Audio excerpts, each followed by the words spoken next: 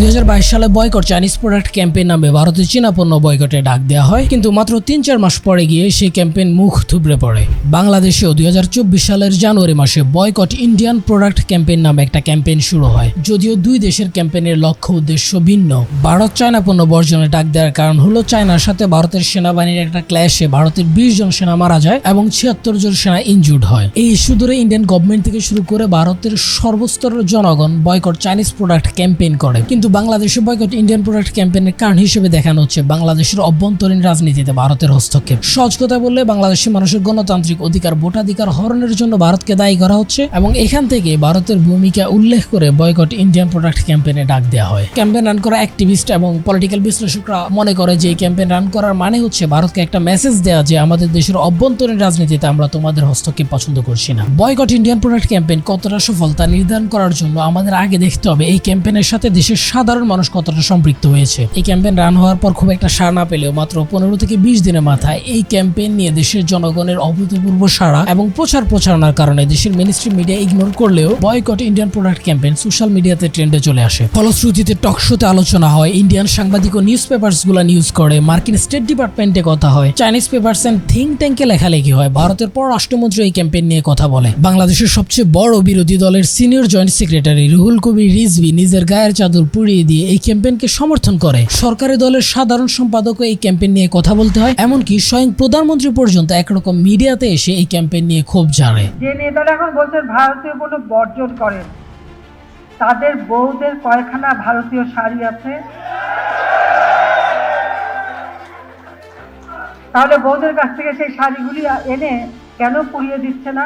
বাংলাদেশ এবং ভারতের রাজনৈতিক অ্যানালিস্ট ও বড় বড় ইউটিউবাররা এই ক্যাম্পেইন নিয়ে ভিডিও বানায়। ইউটিউবারদের কথা যখন আসলো, আমাদের এনায়েত ভাইও এই ক্যাম্পেইনে একটা ভিডিও বানায় যাকে আমি খুব রেসপেক্ট করি। তার ভিডিওতে তিনি বলে বাংলাদেশের মানুষ নাকি পেঁয়াজ দিয়ে নেশা করে। এখন উনি কি এটা সার্কাজম করে বললো? যদি সার্কাজম করে বলে দেশের এত বড় একটা ন্যাশনাল ইস্যু নিয়ে উনি সার্কাজম করতে পারে? যাই হোক, এর আগেও আরো এরকম বড় বড় ইস্যুগুলো নিয়ে সার্কাজমের কারণে তিনি ব্যাপক সমালোচিত হয়েছে এবং ক্ষমাও চাইছে। সো সারা দেশের মানুষের বিপরীতে এরকম একটা শব্দ চয়নের জন্য তিনি ক্ষমা চাইবেন কিনা তার উপরে ছেড়ে দিলাম। আশা করি ফিউচার দিনে এরকম শব্দ চয়নে খেয়াল রাখবেন। আর আমরা পেঁয়াজ দিয়ে নেশা করি কিনা ভিডিও যদি অনেক বড় না হয়ে যায় তাহলে ভিডিও শেষের দিকে সেটাও তুলে ধরার চেষ্টা করব। বয়কট ইন্ডিয়ান প্রোডাক্ট ক্যাম্পেইন এটা আর কোনো নরমাল ইস্যু নেই, এটা বাংলাদেশের জাতীয় ও ভূরাজনৈতিক ইস্যু হয়ে দাঁড়িয়েছে। 4 মাসে এই ক্যাম্পেইন কতটা সফল? একজন অ্যাক্টিভিস্টের রান করা ক্যাম্পেইন কিভাবে পুরো বাংলাদেশের মানুষ সহ ভারত, আমেরিকা ও চীনের ডিপ্লোম্যাটদের কথা বলতে বাধ্য করলো? এই ক্যাম্পেইন সফল হলে লাভ কার? সারা দেশের মানুষের কাছে এই ক্যাম্পেইনের গ্রহণযোগ্যতা কতটুকু? ইকোনমিক্যাল ইফেক্ট, বাংলাদেশের রাজনৈতিক গুরুত্ব, মিডিয়া কেন এই ক্যাম্পেইন নিয়ে নিউজ করে না, এবং আপনাদের কিছু প্রশ্নের উত্তর, এই সব কিছুই আজকের ভিডিওতে তুলে ধরার চেষ্টা করব। আসসালামু আলাইকুম, চলেন দেখি বয়কট ইন্ডিয়ান প্রোডাক্ট ক্যাম্পেইন 4 মাসে কতটা সফল।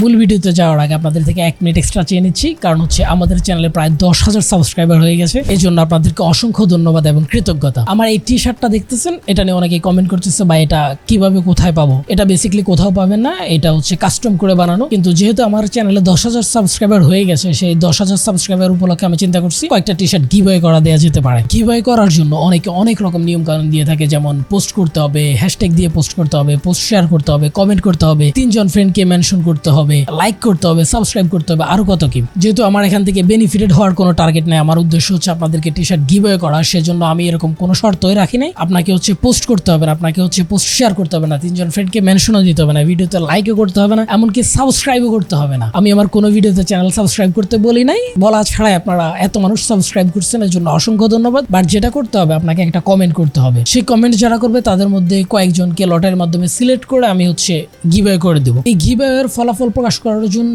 এইরকম একটা মূল ভিডিওতে এসে সবার ইম্পর্টেন্ট টাইম আমি নষ্ট করতে চাই না। কারা এই টি শার্ট গুলো পাচ্ছেন তার ফলাফল জানাই দেওয়ার জন্য আমরা কোয়েস্ট ফ্যামিলি নামে একটা গ্রুপ খুলছি, ওই গ্রুপে পোস্ট করে জানাই দেওয়া হবে কারা পাচ্ছেন। সো আপনি যদি ভিডিওতে কমেন্ট করেন তাহলে মেক শিওর হয়ে নিন আপনি গ্রুপে জয়েন করছেন। চলেন শুরু করি। 4 মাসে এই ক্যাম্পেইন কতটা সফল তার জন্য দেখতে হবে আপনি কোনটাকে সফলতার আইডিয়াল বা সূচক হিসেবে ধরতেছেন। আপনি যদি মনে করেন বাংলাদেশে ভারতীয় পণ্যের বাজার আপনার পণ্য দিয়ে রিপ্লেস করে সফল হতে চাচ্ছেন, এটা একটা সূচক হতে পারে। আবার আপনি যদি মনে করেন এই পণ্য বয়কটের মাধ্যমে মাধ্যমে বাংলাদেশের উপর থেকে ভারতের আধিপত্য কমিয়ে নিয়ে আসবেন, এটাও একটা সুযোগ হতে পারে। আবার আপনি মালদ্বীপকে ইন্সপিরেশন হিসেবে নিয়ে শেখ হাসিনা সরকারের পতন করে নতুন কোন সরকার দেখতে চাচ্ছেন, এটাও একটা সুযোগ হতে পারে। আবার আপনি দেশপ্রেম থেকে স্বদেশী পণ্যের বাজারকে ত্বরান্বিত করার জন্য একটা সুযোগ হিসেবে ধরতে পারেন। এই সবগুলো সুযোগ একটা একটা করে অ্যানালাইসিস করলে আমরা বুঝতে পারবো যে এই আন্দোলনটা কতটা সফল। তবে জাস্ট এই সুযোগগুলোকে বেস ধরে সাম আপ করাটা হবে বোকামি, কারণ এখানে আরো অনেকগুলো কজ এবং ফ্যাক্ট রয়েছে যেগুলো নিয়ে আমরা এই ভিডিওতে আলোচনা করব। প্রথমে যদি আমরা সূচকগুলো থেকে দেখি যে এটা কতটা সফল, তাহলে যদি পণ্য বর্জনের সূচকগুলো থেকে দেখি, বাংলাদেশের উল্লেখযোগ্য মানুষ ভারতীয় পণ্য বর্জন করতেছে।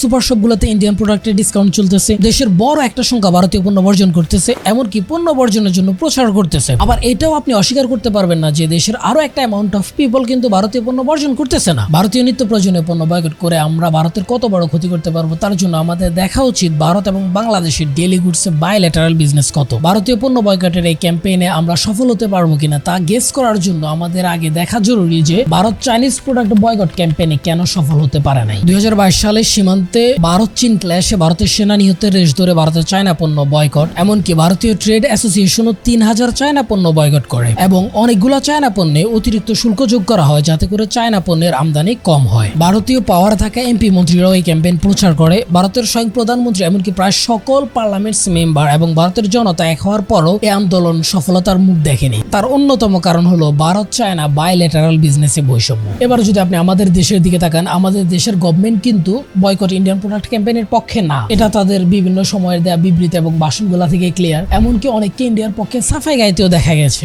এবং বিরোধী দলের শীর্ষ পর্যায়ের কয়েকজন নেতা এই ক্যাম্পেইনকে সমর্থন করলেও দলীয়ভাবে কিন্তু আদতে বিরোধী দল এই ক্যাম্পেইনকে সম্পূর্ণভাবে সমর্থন করেনি। এখন প্রশ্ন হলো ভারতের সরকার, জনগণ সবাই মিলে চেষ্টা করার পরও বয়কট চাইনিজ প্রোডাক্ট ক্যাম্পেইন সফল হতে পারে নাই। কিন্তু আমাদের দেশের সরকারি দল এবং বিরোধী দল কেউ কিন্তু ইন্ডিয়ান প্রোডাক্টকে সরাসরি ভাবে বয়কট করছে না। তো শুধুমাত্র সাধারণ মানুষের বয়কট চাইনিজ প্রোডাক্ট ক্যাম্পেইন আদতে সফল হতে পারবে? চলেন আরো কিছু গুরুত্বপূর্ণ ফ্যাক্ট চেক করি। ভারত সফল হতে না পারার অন্যতম কারণ হলো দুই দেশের বাণিজ্য বৈষম্য। 2018-19 ইকোনমিক ইয়ারে ভারত চায়নাতে এক্সপোর্ট করে $16.7 বিলিয়ন। বিপরীতে ভারত চীন থেকে ইম্পোর্ট করে $70.3 বিলিয়ন। সো এখানেই ভারতের বাণিজ্য ঘাটতি $53.6 বিলিয়ন। এবার আমরা যদি বাংলাদেশের বাইলেটারাল বিজনেসের দিকে তাকাই, তাহলে ভারত বাংলাদেশ বাইলেটারাল বিজনেস হচ্ছে $18 বিলিয়ন, যেখানে ভারত বাংলাদেশ এক্সপোর্ট করে $16.15 বিলিয়ন। বাংলাদেশ ভারত এক্সপোর্ট করে মাত্র $1.97 বিলিয়ন। এখানে বাংলাদেশের বাণিজ্য ঘাটতি রয়েছে প্রায় $14 বিলিয়ন মতো। বুঝা যাচ্ছে ভারত এবং চীনে যেরকম বাণিজ্য বৈষম্য ছিল, তেমনি ভাবে বাংলাদেশ এবং ভারতীয় বাণিজ্যে ব্যাপক বৈষম্য রয়েছে। 2022 ইকোনমিক ইয়ারে বাংলাদেশ ভারত থেকে আমদানি করে প্রায় 6052টি পণ্য আর রপ্তানি করে মাত্র 1154টি পণ্য। গুরুত্বপূর্ণ বিষয় হলো বাংলাদেশ যে $16 বিলিয়ন আমদানি করে তার মধ্যে রয়েছে engineering goods 1.48 billion, other commodities 1.42 billion, cotton and fabrics made-ups এগুলো রয়েছে 1.20 billion, petroleum products 675 million, organic and inorganic chemical $430 million. এখানে গুরুত্বপূর্ণ ফ্যাক্ট হলো আমরা বয়কট করতেছি ডেলি গুডস, কিন্তু বাংলাদেশ ডেলি গুডস ভারত থেকে সবচেয়ে বেশি আমদানি করে না। ভারত থেকে সবচেয়ে বেশি আমদানি করে হচ্ছে কটন অ্যান্ড ফেব্রিক্স সহ পেট্রোলিয়াম এবং কেমিক্যাল জাতীয় দ্রব্য। কিন্তু আমরা চাইলে আমাদের হাতে বিকল্প অপশন আছে, যেমন আমরা চীন বা অন্যান্য দেশ থেকে আমদানি করতে পারি। কিন্তু লাভ হলো কি? বিষয়টা এরকম না যে আমরা ভারত থেকে মার্কেটটা নিয়ে চীনের হাতে মার্কেটটা তুলে দিলাম, সো এতে আমরা কি বেনিফিটেড হইলাম, তাই না? আর সবচেয়ে বড় কথা হলো আমদানিগুলো করে সরকার এবং বড় বড় গার্মেন্টস কোম্পানিরা। সো সরকার তো এই ক্যাম্পেইনের পক্ষে না, আর বড় বড় গার্মেন্টস কোম্পানিরা কি সুতা বা বিভিন্ন কটন ও কেমিক্যাল আনা বন্ধ করবে? এর চাইতে বড় কথা হলো দেশের বড় বড় উন্নয়ন প্রজেক্টগুলো সরকার ভারতের হাতে দিয়ে রাখছে। সরকার কিন্তু ভারতকে বয়কট করেনি, বরং সরকার ভারতের পক্ষে। আরো একটা ফ্যাক্ট চেক করা যেতে পারে, বাংলাদেশ ভারতের কাছে চতুর্থ রিজার্ভ আয়ের উৎস হয়ে দাঁড়িয়েছে। তার মানে কি পরিমাণ রিজার্ভ বাংলাদেশ থেকে ভারতীয়রা আয় করে নিয়ে যায় গেস করতে পারেন? এখন এই ভারতীয়রা বাংলাদেশে বৈধ হোক বা অবৈধ হোক, তারা কিন্তু বাংলাদেশের শীর্ষস্থান ও শীর্ষ কোম্পানিগুলোতে জব করে। এখন ওইসব কোম্পানিকে ভারতীয়দেরকে ছাঁটাই করে দিবে, আর যদি ছাঁটাই করে দেয় তাহলে যে শূন্য স্থানটা তৈরি হবে সেই শূন্য স্থান ভরাট করার জন্য বাংলাদেশে কি দক্ষ জনশক্তি আছে? ধরলাম আপনি 5 থেকে 7 বিলিয়ন ডলারের মতো ডেলি গুডস বয়কট করলেন, কিন্তু আমাদের থেকে যে 18 বিলিয়ন ডলারের মতো রিজার্ভ নিয়ে যাচ্ছে সেটা আপনি কিভাবে আটকাচ্ছেন? ফ্যাক্ট হলো প্রবলেমটা যদি 5-7 বিলিয়ন ডলার হতো তাহলে ভারত খুব একটা মাথা ঘামাতো না, এটা আপনিও জানেন আমিও জানি, কারণ ভারত যে কোনো ভাবে এটা কভার করে ফেলতো যেহেতু গভর্নমেন্ট ভারতের সাথে আছে। ভারত এখানে মাথা ঘামানোর অন্যতম কারণ হলো বাংলাদেশের ভূরাজনৈতিক গুরুত্ব, এবং যে গোষ্ঠীটাই ক্যাম্পেইনটা করতেছে তারা যদি কোনো একটা সময় বাংলাদেশের পাওয়ারে চলে আসে তাহলে তা ভারতের জন্য কাল হয়ে দাঁড়াতে পারে। মালদ্বীপ, শ্রীলঙ্কা, নেপালের চাইতেও বাংলাদেশের ভূরাজনৈতিক গুরুত্ব অনেক অনেক বেশি। বাংলাদেশ দক্ষিণ এশিয়ার রাজনীতির ভাগ্য নির্ধারণ করে দিতে পারে। চলেন দেখি বাংলাদেশ ভারতের জন্য কতটা গুরুত্বপূর্ণ। আমরা সবাই জানি ভারত এই অঞ্চলের বা এই উপমহাদেশের সুপার পাওয়ার হিসেবে নিজেদেরকে প্রতিষ্ঠিত করতে চায়। রিসেন্টলি আমেরিকা ভারতকে সমর্থন করেছে। এখন বাংলাদেশ যদি ভারতের হাত থেকে বের হয়ে যায়, যার সাথে ভারতের সবচেয়ে বড় বর্ডার আছে, বাংলাদেশ কিন্তু ভারতের শত্রু না, ঠিক আছে, কিন্তু ভারতের সবচেয়ে বড় শত্রু যে চীন, এবং চীনও যে একটা সুপার পাওয়ার হওয়ার যুদ্ধে আছে সেটা কিন্তু কারো অজানা নয়। প্রশ্ন হচ্ছে, ভারতের শত্রু চীন যদি বাংলাদেশে এসে জায়গা করে নেয় তাহলে ভারতের কি হতে পারে? আমরা যদি ম্যাপে লক্ষ্য করি, বাংলাদেশের উত্তর পূর্ব পশ্চিম পাশে ভারতের যে যে রাজ্য রয়েছে তার মধ্যে একমাত্র যোগাযোগকারী পথ হচ্ছে তেতুলিয়া সীমান্তের উত্তরে সরু করিডোর, যা শিলিগুড়ি করিডোর নামে পরিচিত। কাজেই যে কোনরূপ চীন ভারত সম্ভাব্য সংঘর্ষে চীনের প্রথম লক্ষ্য হবে শিলিগুড়ি করিডোর বরাবর আক্রমণ চালিয়ে বাংলাদেশের তেতুলিয়া সীমান্ত পর্যন্ত একটি পথ দখল করে নেয়া এবং সেই পথে শক্ত প্রতিরক্ষা ব্যবস্থা তৈরি করা, যাতে ভারতের পশ্চিমাঞ্চল হতে কোনো প্রকার গোলা বারুদ ও রসদপত্র পূর্বাঞ্চলে যেতে না পারে। এখন যেহেতু ভারতের পূর্বাঞ্চলে কোনো সমুদ্র বন্দর নেই, এই অবস্থায় পূর্ব ভারত হয়ে পড়বে সম্পূর্ণ বিচ্ছিন্ন একটি অঞ্চল। আর এই পরিস্থিতি এড়ানোর জন্য ভারত বাংলাদেশের ভিতর দিয়ে ট্রানজিট ব্যবহার করে এবং বাংলাদেশ সরকারের কাছে প্রস্তাব রাখছে যাতে চট্টগ্রাম বন্দর ব্যবহার করে সেই অঞ্চলে অস্ত্র এবং গোলা বারুদ নিয়ে যাওয়া যায়। আবার ভারতের পূর্বাঞ্চল আসাম, মণিপুর, ত্রিপুরা, মিজোরাম, অরুণাচল, নাগাল্যান্ড, মেঘালয় অঞ্চলগুলো অনেক দিন ধরে স্বাধীনতার জন্য আন্দোলন করে যাচ্ছে। এখন বাংলাদেশ এমন একটা পজিশনে আছে যে বাংলাদেশ চাইলে ওই অঞ্চলগুলোতে বিদ্রোহ উস্কে দিতে পারে, আবার বাংলাদেশ চাইলে ভারত সরকারকে সাহায্য করে ওই অঞ্চলগুলোর বিদ্রোহ দমনেও কাজে আসতে পারে। এছাড়া বাংলাদেশের পজিশন সমুদ্র তীরবর্তী হওয়ার জন্য আমেরিকা, চীন এমনকি মধ্যপ্রাচ্যের দেশগুলোর জন্য বাংলাদেশের অবস্থান একটা ভাইটাল ফ্যাক্টর হিসেবে কাজ করে। এখন জাস্ট এটা ইমাজিন করেন যে চীন বাংলাদেশে এসে একটা ঘাঁটি তৈরি করলো এবং ভারতের সাথে একটা সম্ভাব্য যুদ্ধে তারা তেতুলিয়া করিডোরটা দখল করে নিল, তাহলে কি হবে? ভারতের 7 সিস্টার্স কিন্তু শেষ এবং বাংলাদেশে এমন কোন একটা সরকার ক্ষমতায় আসলো যারা ভারতকে বাংলাদেশের চট্টগ্রাম বন্দর ব্যবহার করতে দিল না, তাহলে ভারতের পূর্বাঞ্চলের রাজ্যগুলোর সাথে ভারতের কমিউনিকেশন করার আর কোনো রাস্তা নাই। তো এখানে $5 বিলিয়ন ভারতের খুব একটা ক্ষতি না করলেও বাংলাদেশের ভূরাজনৈতিক অবস্থান থেকে এই ক্যাম্পেইনটা অনেক অনেক বেশি গুরুত্বপূর্ণ। ভারতীয় অঞ্চলে সুপার পাওয়ার কিংবা বড় ভাই হতে চায়, কিন্তু তাদের সবচেয়ে বড় প্রতিবেশী দেশকে যদি সাথে না পায় তাহলে আর বড় ভাই হওয়া লাগবে না। এই জন্যই ভারতের এত বড় মাথা ব্যথা এবং বয়কট ইন্ডিয়ান প্রোডাক্ট ক্যাম্পেইন ভারতের মাথা ব্যথা হয়ে দাঁড়িয়েছে। জাস্ট হাইপোথেটিক্যালি চিন্তা করেন, বাংলাদেশে এমন একটা সরকার ক্ষমতায় আসলো যারা চরম ভারত বিদ্বেষী এবং ভারতের শত্রু চীনকে বাংলাদেশের ভিতর ঘাঁটি তৈরি করে দিল, অথবা ভারতের যে কোনো শত্রুকে একটা রাষ্ট্রকে বাংলাদেশের ভিতর ঘাঁটি করার জন্য দিল, তাহলে ভারতের কি হতে পারে? এই ক্যাম্পেইন নিয়ে বাংলাদেশের যারা ভিডিও তৈরি করেছে ইনক্লুডিং মি, সবার ভিডিওতে ভারতীয়রা এসে গালাগালি করেছে। বিশেষ করে এরা বাংলা ভাষাভাষীর, সো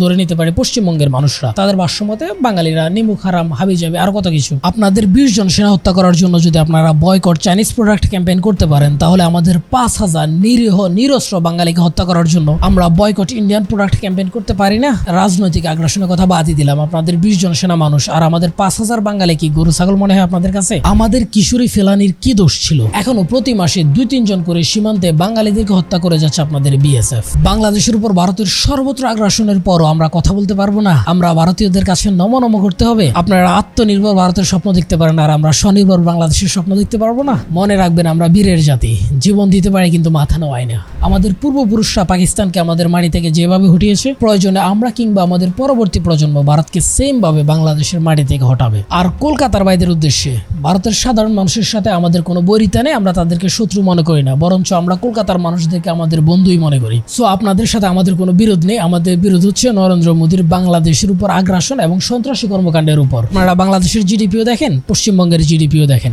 মোদী আপনাদের উপর আগ্রাসন করে যাচ্ছে এবং মোদীর এরকম আগ্রাসী নীতি যদি থাকে তাহলে ভারত ভাগ হতে বেশি দেরি লাগবে না। এবার আরেকটা সূচক অ্যানালাইসিস করি। আপনি যদি মালদ্বীপকে ইন্সপিরেশন হিসেবে রেখে শেখ হাসিনা সরকারের পতনকে সফলতার সূচক ধরেন, তাহলে মালদ্বীপে কিন্তু এই ক্যাম্পেইন শুরু হয়েছে নির্বাচনের আগে। নির্বাচনে এই ক্যাম্পেইনের মাধ্যমে মৈত্রী সরকার জয়লাভ করে, কিন্তু বাংলাদেশে এই ক্যাম্পেইন শুরু হয় নির্বাচনের পরে। সো নির্বাচনের মাধ্যমে যদি মালদ্বীপের মতো আপনি শেখ হাসিনা সরকারের পতন করতে চান, তাহলে আপনাকে আরো 5 বছর ওয়েট করতে হবে এবং 5 বছর পর শেখ হাসিনা সরকারকে হটায় অন্য সরকার ক্ষমতা আসলে তখন আপনি বলতে পারবেন যে এই ক্যাম্পেইনটা সফল হয়েছে। কিন্তু ফ্যাক্ট হলো, মালদ্বীপে একটা সুস্থ নির্বাচন ব্যবস্থা থাকার কারণে দেশের সাধারণ মানুষ ভোট দিতে পেরেছে এবং সরকারেরও পরিবর্তন হয়েছে। কিন্তু আপনি যদি আবার বাংলাদেশের ইলেকশনের দিকে তাকান, তাহলে বাংলাদেশের পলিটিক্যাল অ্যানালিস্টরা মনে করে বাংলাদেশের ইলেকশন সিস্টেমই করাপ্টেড এবং অ্যানালিস্টরা মনে করে দলীয় সরকারের অধীনে কোনো সুস্থ নির্বাচনই হতে পারে না। আবার আপনি যদি একটু অতীতেও যান, তাহলে নির্দলীয় সরকারের অধীনে অর্থাৎ তত্ত্বাবধায়ক সরকারের অধীনে যে ইলেকশনগুলো হয়েছিল সেগুলো নিয়েও কিন্তু প্রশ্ন ছিল। সো এটা আপনি কিভাবে এনশিওর করবেন যে নেক্সট 5 ইয়ার্স পর একটা সুস্থ নির্বাচন হবে এবং সুস্থ নির্বাচন হলেও দেশের সাধারণ মানুষ সেখানে ভোট দিতে যাবে? এবং আপনি কি একটা সুস্থ নির্বাচনের গ্যারান্টি দিতে পারবেন? বাংলাদেশ এখন যে অবস্থানে আছে এই পজিশনে থেকে একটা সুস্থ নির্বাচন কল্পনা করা বোকামি, আনলেস একটা মিলিটারি ক্রু ছাড়া।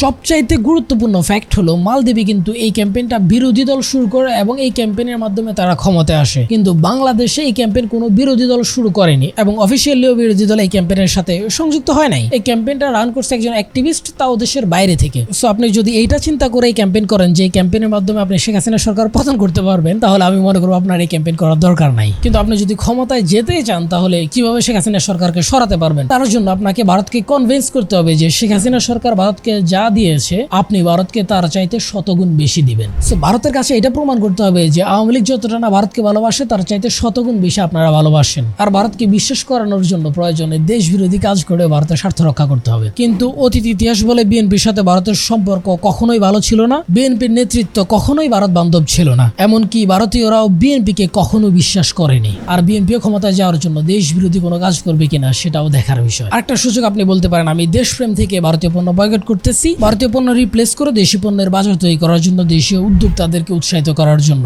এবং আত্মনির্ভরশীল একটা জাতি হওয়ার জন্য, which is very good. Pinaki Bhattacharya যখন এই ক্যাম্পেইনটা রান করে তখন এটা নিয়ে প্রশ্ন উঠতে পারতো কিন্তু যে ওয়েল আমরা ভারতীয় পণ্য বয়কট করতেছি, সো আমরা এটা রিপ্লেস করবো কিভাবে? আমরা যদি আরেকটা দেশের উপর নির্ভরশীল হয়ে যায় তাহলে তো ভারতীয় পণ্য বয়কটের কোনো মিনিং আসে না। সো এটা মেক শিওর করতে হবে যে ভারতীয় পণ্য বয়কটের ফলে যে একটা গ্যাপ তৈরি হবে এটা আমরা আমাদের প্রোডাক্ট দিয়ে গ্যাপটা ফিল আপ করতেছি, কোনো দেশের উপর নির্ভরশীল হচ্ছি না, তখনই আমরা এই ক্যাম্পেইনটাকে সফল বলে দাবি করতে পারি। তবে নিজেদের পণ্য, নিজেদের কৃষকদের সমৃদ্ধি ও কোনো দেশ নিজেদের ইকোনমি এস্টাবলিশ করার জন্য যদি এরকম ক্যাম্পেইন করে তাহলে সেই ক্যাম্পেইন আমি খারাপভাবে দেখি না। এবার আসেন, দেশের এত বড় একটা ইস্যু বা এত বড় একটা ক্যাম্পেইন নিয়ে মিডিয়া কেন নিউজ করে না, অথচ এটা ডেইলি হেডলাইন হওয়ার কথা? চারটা অপশন হতে পারে। 1, মিডিয়ার ইচ্ছা মিডিয়া নিউজ করবে না। 2, মিডিয়া ভারতীয় র কিংবা বিভিন্ন পলিটিক্যাল এজেন্সি থেকে পেইড। 3, মিডিয়া সরকারকে ভয় পায়। 4, উপরের সবগুলো। আপনার কাছে কোন অপশন মনে হয় কমেন্ট করে জানাতে পারেন। আপনি যদি আমার মতামত জানতে চান যে তোমার কি মনে হয়, তুমি কি ভারতীয় পণ্য বয়কট করছো বা ভারতীয় পণ্য বয়কট করা দরকার কিনা, তাহলে আমি বলবো যে আমি নতুন করে ভারতীয় পণ্য বয়কট করছি না। আমি এই ক্যাম্পেইন শুরু হওয়ার অনেক আগে থেকে ভারতীয় পণ্য বয়কট করে আসছি। কারণ হচ্ছে ইসরায়েল ফিলিস্তিন কনফ্লিক্টে ভারতীয়রা ইসরায়েলিদের পক্ষে দাঁড়ায় এবং হামাসকে জঙ্গি হিসেবে ভারতীয় মিডিয়াগুলোতে প্রেজেন্ট করে, এবং সেদিন থেকে আমি ভারতীয় পণ্য বয়কট করে আসছি। এবং এই সেম ভারতীয়রাই ভারতীয় মুসলমানদের উপর নির্যাতন করে যাচ্ছে এবং ফিউচারে যে ইসরায়েলের মতো ভারতীয় মুসলমানদের উপর অত্যাচার করবে না তার কোনো গ্যারান্টি নাই। সো এই জন্য আমি চাই না আমার 1 টাকা দিয়ে আমার কোনো মুসলিম ভাইয়ের উপর অত্যাচার করা হোক। সো সেই কনফ্লিক্টের পর থেকে কোনোদিন জেনে বুঝে আমি ভারতীয় পণ্য কিনি না এবং ফিউচারে কিনবো কিনা বা ফিউচারে কোনোদিন ভারত যাবো কিনা, কারণ কয়দিন বেঁচে থাকতে পারবো সেটাই তো জানি না। ইন্ডিয়া বলা যেতে পারে সারা দেশের মানুষ ব্যাপকভাবে ভারতীয় পণ্য বয়কট করতেছে এবং এই ক্যাম্পেইনটা নিয়ে মানুষের মধ্যে অনেক কৌতূহল রয়েছে। এই ক্যাম্পেইন নিয়ে আমি আরো একটা ভিডিও তৈরি করেছিলাম, সেখানে মানুষ প্রচুর পরিমাণে কমেন্ট করছে যে মানুষ ভারতীয় পণ্য বয়কট করতেছে। সো অদূর ভবিষ্যতে বলা যাবে এই ক্যাম্পেইন আদতে সফল হবে কি হবে না। ভালো থাকেন, ভালো রাখেন, ধন্যবাদ সবাইকে।